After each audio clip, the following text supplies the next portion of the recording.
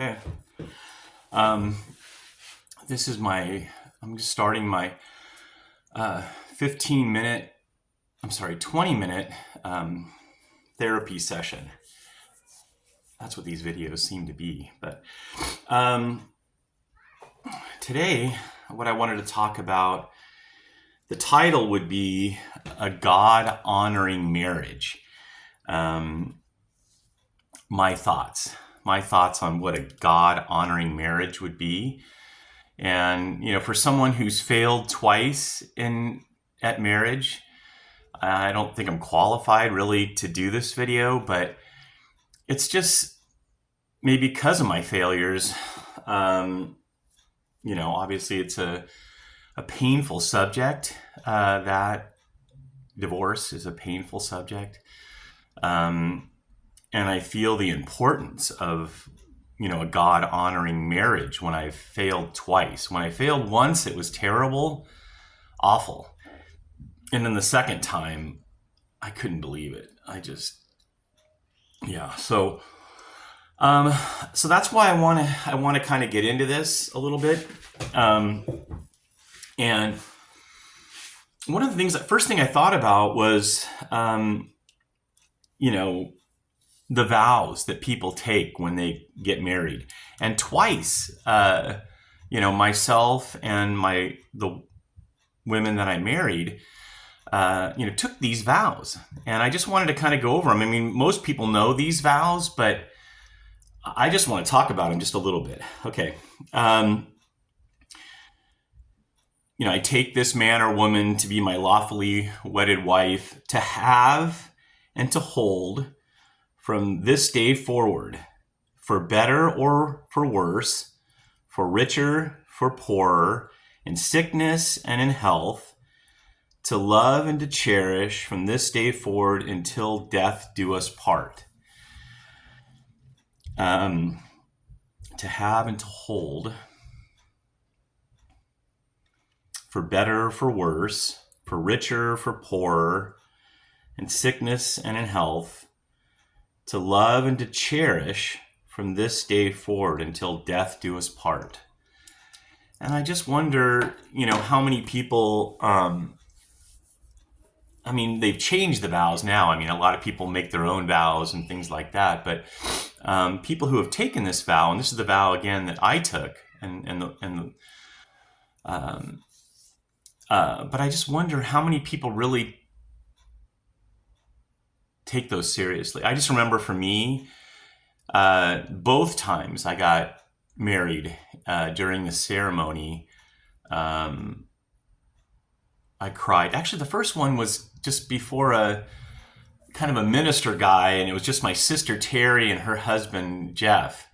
I don't think I cried that time, but I cried at Joshua's dedication when we brought my son Joshua up at Calvary Chapel in Encinitas, and we dedicated him to the Lord. I started crying. And then in Vietnam, when I married Mary, I cried during the ceremony. It's just, yeah. So what I thought about in doing this, thinking about this, I put four things that I think are really important to think about before you get married, to have a God-honoring marriage. Number one, you want to marry someone who's truly born again, loves God's word, loves the church. And then I put who loves God's kingdom and people more than this temporary world. He or she's not caught up in maybe the entertainment of this world, the what does the Bible say? The deceitfulness of riches. And she knows that real riches are laid up in heaven. Where Jesus said, where moth and rust don't come in. Jesus said, lay up your treasures in heaven. And she understands that principle, that, and I think part of that is souls. She has a a heart for the lost, for people that aren't born again. And then the second one I put is talk about the future. Do you have similar hopes and plans for the future? Finances, children, where and how to live, etc. You want to talk about those things. How do you see your future? Because finances is a big thing. A lot of people have different ideas on that. And if you're a young couple, do you want to have children? How many children? Where do you want to live? Those are important things to talk about. Okay. And then number 3, strong physical and emotional attraction.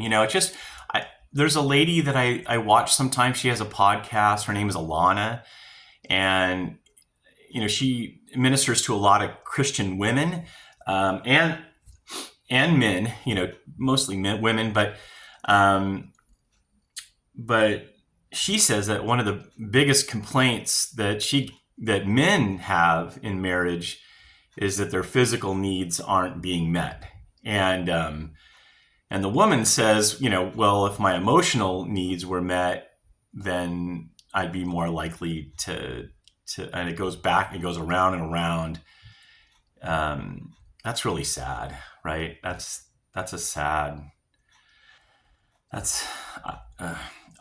There's somebody that I know, that I recently met with, and, he's, I don't want to say too much. But he's in a marriage that,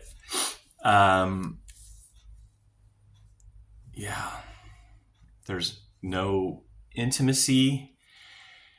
And he says because he's a Christian, he's staying in the marriage. That's sad. That's really sad. I mentioned before that with my mobile chair massage company, I go into different assisted living and independent living communities, and sometimes there'd be couples. And I can remember a couple times where, I'm sitting there watching, they're in their 80s, late 80s or something. And I see the man looking at his wife and just like with googly eyes, he's still so in love with her. And then I remember Billy Graham, there's a song that's Just Give Me Jesus that was played at Ruth Graham's memorial, and it's really cool on YouTube. It's Fernando Ortega singing, but there's inserts of Ruth Graham's children talking about her and her life. It's an amazing YouTube video. And then, but Billy Graham at the end says he couldn't stop looking at her. She looks so beautiful, and she's in a casket, anyway. So strong physical and emotional attraction, committed to being committed, right? I mean, Ruth Graham said when they asked her if she had ever thought about divorce, she said, divorce, no; murder, yes. And that's the reality. I mean, we're human, and we're going to disappoint each other. We're going to hurt each other. But, that commitment. And I thought about it today. That's why I wore the shirt, dogs make everything better. That's not totally true. They make some things better. But I was thinking about, as Buddy comes over here. Come here, Buddy. Your time to come over here. Buddy and I have had our little challenges. I haven't had a dog since I was a teenager. He needs a bath again. Tomorrow he's getting a bath. But I haven't had it, and I got him as a rescue, and there's been some challenges. There's some adjustments when you get a dog. But overall, he's been wonderful, and we're committed to each other. And I think I mentioned a couple times that when I first got him, he took off running, and I said, "Okay, you don't want to be with me. You have a choice. You can leave if you want." But you came back, huh? You don't smell very good, but you still give good kisses. Okay, that was a visual that we're committed to each other. And it's just, that should go without saying, but people today, and then it's funny when we were out walking today out at Choya's, the west side of Choyas Lake. It's not the lake part, but we saw Ulavan. Ulavan is a homeless woman, and I talk about her in video 152, but I saw her today and she was smiling, and that was really nice because, I talk about her being, possessed, or the demonic having a strong influence on her. And the reason I say that is because some of the way she talks, and it's like a guttural yelling at herself and hitting herself sometimes. I don't know how she does it. I don't know how somebody can live. I mean, she's a survivor, right? I don't think I'd last 2 days being homeless, She's got sores. She's tiny, little tiny petite Asian. I don't know if she's Vietnamese. I forget what nationality, maybe Laos or Vietnamese. I think Vietnamese. But she's got sores on her skin, and I don't know. My heart just goes out to her. If you haven't seen that video, 152, that's where I talk about Ulavan. But she was smiling today, and she was funny. She said, "Your dog, Buddy, is your soulmate." She said that today. That was kind of cute. And Buddy saw Rupert today. That's a fun video. That's video 176. Buddy and Rupert dance. Oh, and then also one other thing I want to mention about Buddy was I came home the other day and I'd seen paw prints in the bathtub, and I closed the curtain, the shower curtain when I'm done, and he's been getting into the bathtub. I'm like, why has he been going into the bath? Anyways, I got home the other night and he was in the bathtub. I don't know if he likes it because it's dark. I mean, it hasn't been hot here, so I know it's cooler probably in there. But maybe because it's dark. I don't know. He's been going into the bathtub. It's funny. Okay. And then lastly, let's see. How do I? When I talk about my own failures, I have 2 videos. My Vietnamese wife, number 29, and then failed marriages and my son, video 30 on here. And if anybody's interested in seeing who my first wife was, maybe that nobody's interested, but that's okay. And one of the reasons, that I went all the way to Vietnam and married her was she pointed me, when I met her on Christian Mingle, she pointed me to her music videos on YouTube, and they're still on YouTube.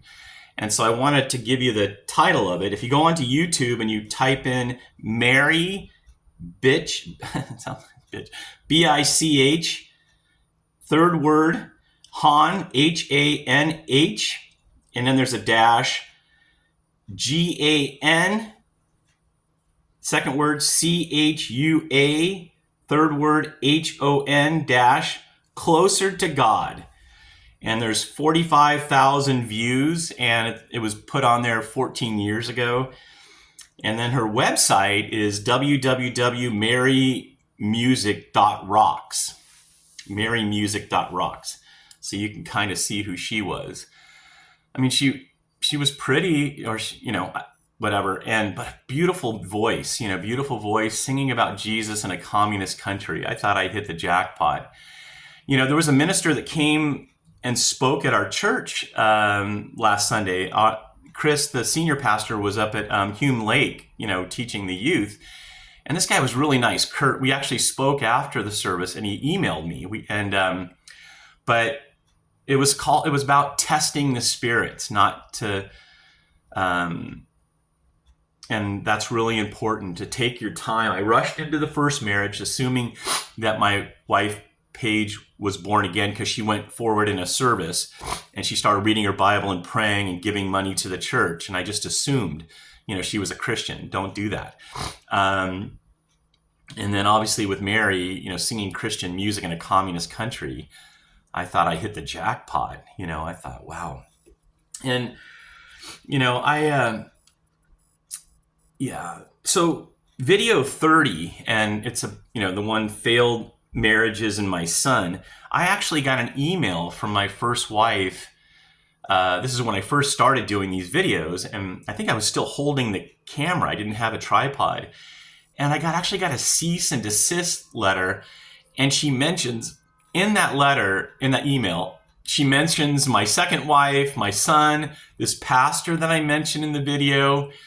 But it was a very trying to intimidate me with this whole legal email. I mean, after all these years. And if you watch the video, I don't know, you can be the judge, but I don't think I'm doing it out of malice or ill will. I just did it to try to shine light. And I start with myself. I chose her. Nobody had a gun to my head. I pray for Paige. When I saw her in the store, I saw her in a Trader Joe's. I mentioned this before, but I went up and gave her a hug. I want the best for her. I mean, I've been forgiven so much that,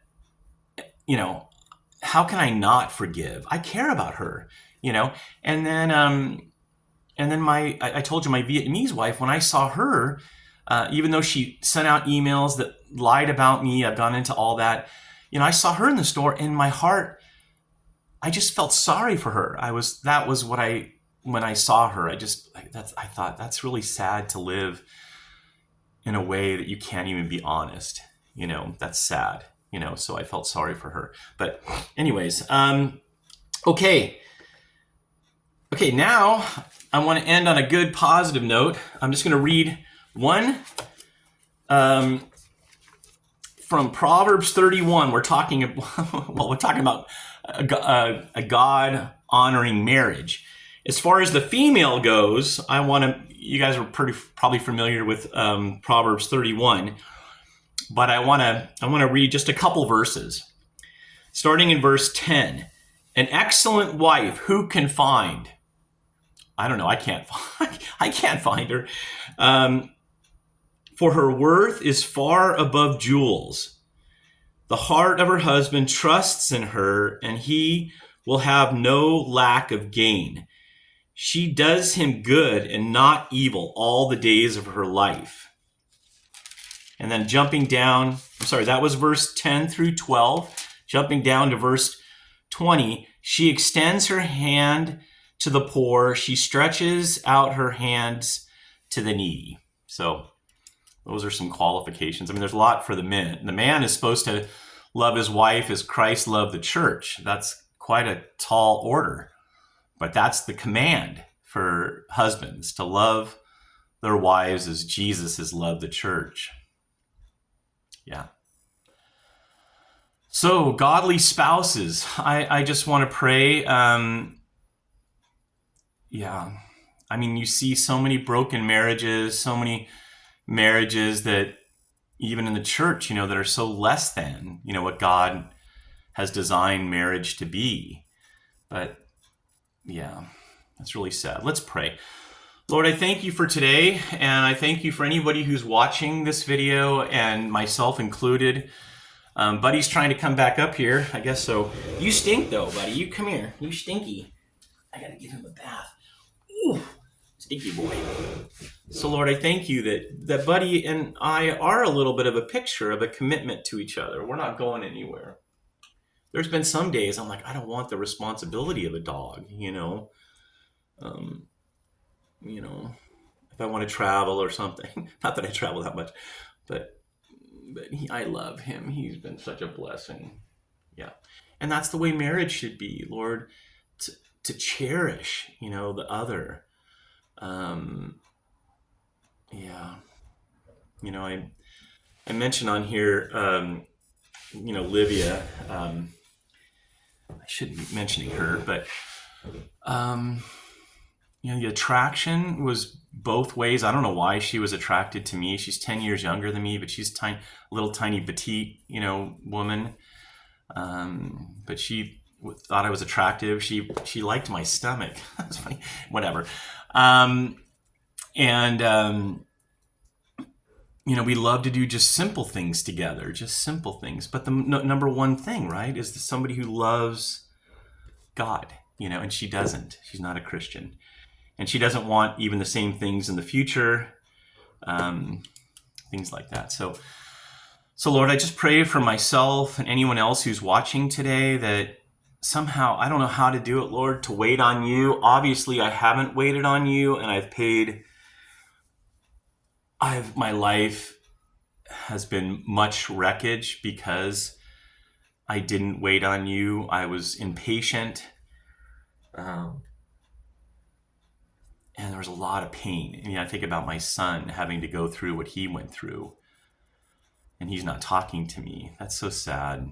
And I pray for Joshua. I pray for his wife, Valeria, and my grandson, Sebastian. I pray for them. I hope they're doing okay.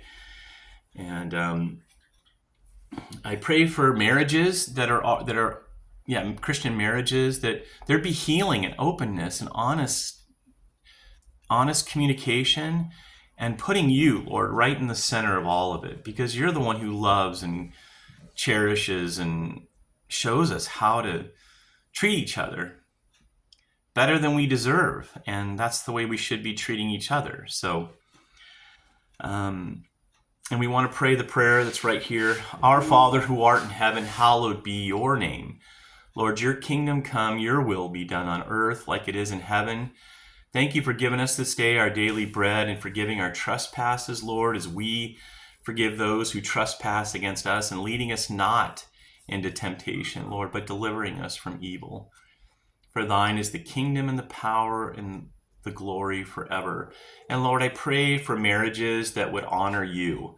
That's the title of this video, a God-honoring marriage. And Lord, you designed marriage. It was your idea. You said it wasn't good that man should live alone, and you made him a helper. And I just want to see blessed marriages. And also, it says in the New Testament that marriage is a reflection of you, Jesus, and your church, the born-again believers. And people should be able to look at somebody's marriage and see your love. And that's why, for me, when I got divorced twice, I was shattered. Not because those women necessarily left, but because I didn't represent my relationship with Jesus and the relationship that Jesus has with us. He'll never divorce us. He'll never leave us nor forsake us. And he gave his own life for us. And then divorce isn't a picture of that. A divorce is ugly. It's nasty. God says he hates divorce. It's terrible. It's terrible. So, all right. Well, thanks for watching, and I hope you have a lovely day. It's beautiful and sunny here in San Diego. Okay, bye.